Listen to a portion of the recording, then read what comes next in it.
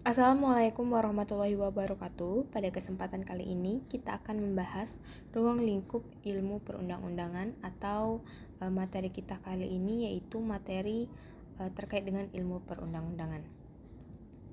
Baiklah, di sini yang pertama tentunya ialah definisi dari ilmu perundang-undangan tersebut. Nah, menurut Burkhard Krems, beliau berpendapat bahwa ilmu pengetahuan perundang-undangan merupakan ilmu yang bersifat interdisipliner yang mana berhubungan dengan ilmu politik dan sosiologi yang secara garis besar dapat dibagi menjadi dua bagian besar, yaitu bagian yang pertama bisa dilihat di layar PPT, itu tuh ialah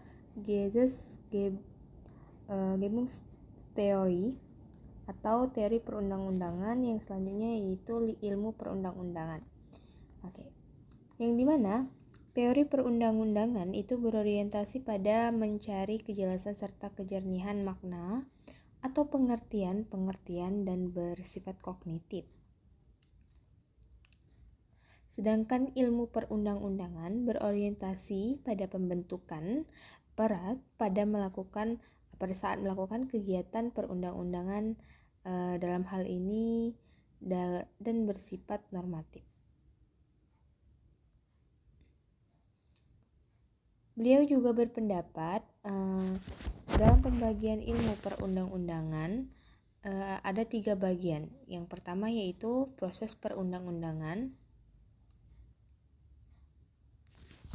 yang artinya menyangkut cara-cara dan tahapan pembentukan perundang-undangan.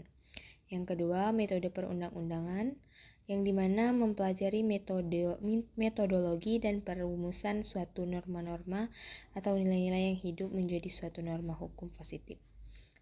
Ketiga, teknik perundang-undangan, yang dimana mempelajari teknik-teknik penyusunan suatu undang-undang dan teknik penulisannya. Selanjutnya ialah peristilahan. Istilah dalam perundang-undangan atau legislation, word giving atau Gesetzgebung itu mempunyai dua pengertian yang berbeda. Perundang-undangan merupakan proses atau pembentukan atau proses membentuk peraturan-peraturan negara, baik di tingkat pusat maupun di tingkat daerah. Yang kedua, perundang-undangan adalah segala peraturan negara yang merupakan hasil pembentukan peraturan-peraturan baik di tingkat pusat maupun di tingkat daerah. Fungsi dari ilmu perundang-undangan dalam pembentukan hukum nasional yang pertama yaitu dengan berdirinya negara Republik Indonesia, kita mengenal adanya bermacam-macam hukum, baik hukum yang tertulis yang merupakan peraturan-peraturan peninggalan zaman Hindia Belanda maupun hukum tidak tertulis yang merupakan norma adat, norma agama, serta norma moral yang beraneka ragam dan berlaku dalam masyarakat. Yang kedua yaitu menurut Hamid At-Tamimi menyatakan bahwa hukum nasional Indonesia dewasa ini masih dalam proses pembentukan. Beberapa perundang-undangan nasional atau dalam artian perundang-undangan yang dibentuk setelah Indonesia memang telah ada. Namun, apakah perundang-undangan itu telah sesuai dengan cara hukum nasional? Kita perlu meneliti secara cermat. Keberlakuan peraturan perundang-undangan. Yang pertama, syarat-syarat berlakunya suatu undang-undang. Syarat berlakunya suatu undang-undang ialah setelah diundangkannya dalam lembaran negara atau LN oleh menteri atau sekretaris negara atau dahulu menteri kehakiman. Sedangkan mulai berlakunya suatu undang-undang menurut tanggal yang ditentukan dalam perundang-undangan itu sendiri.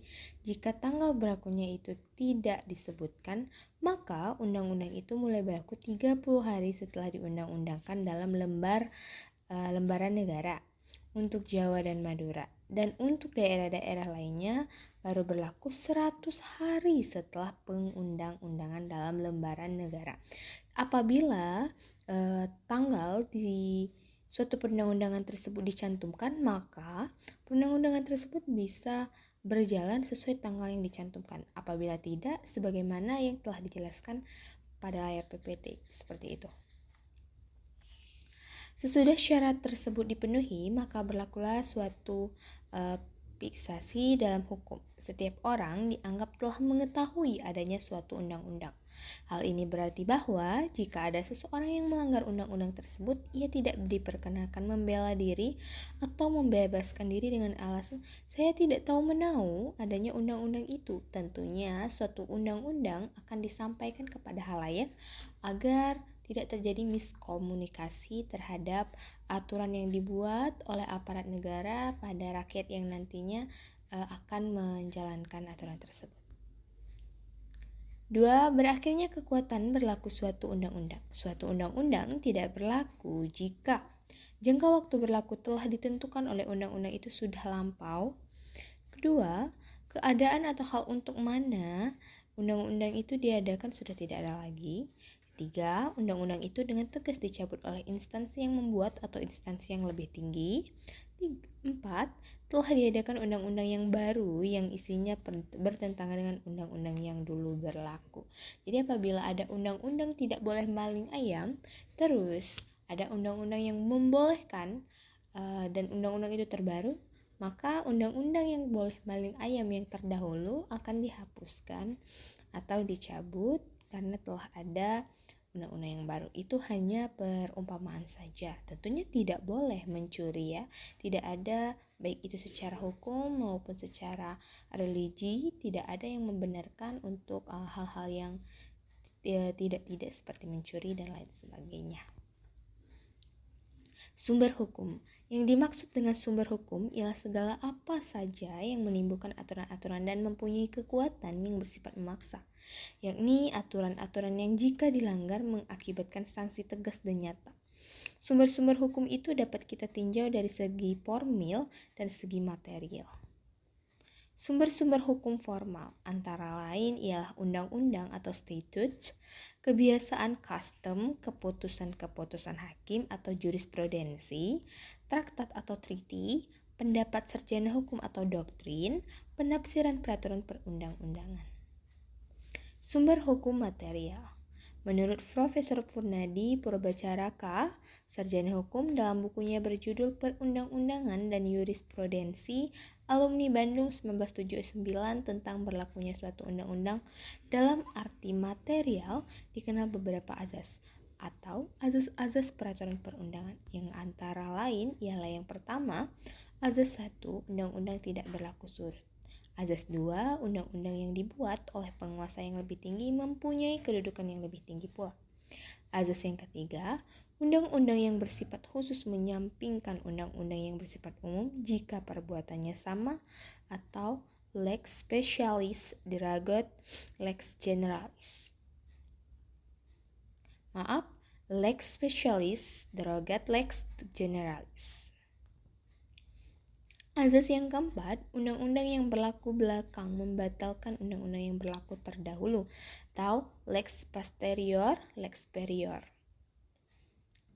Azas yang kelima, undang-undang tidak dapat diganggu-gugat. Azas yang keenam, undang-undang sebagai sarana untuk memaksimalkan mungkin dapat mencapai kesejahteraan spiritual dan material bagi masyarakat maupun individu melalui pembaharuan atau pelestarian, atau azas Wilfardstadt. Oke, baiklah guys, mungkin untuk materi kita kali ini yaitu ilmu perundang-undangan cukup sampai di sini. See you next time and bye-bye. Wassalamualaikum warahmatullahi wabarakatuh.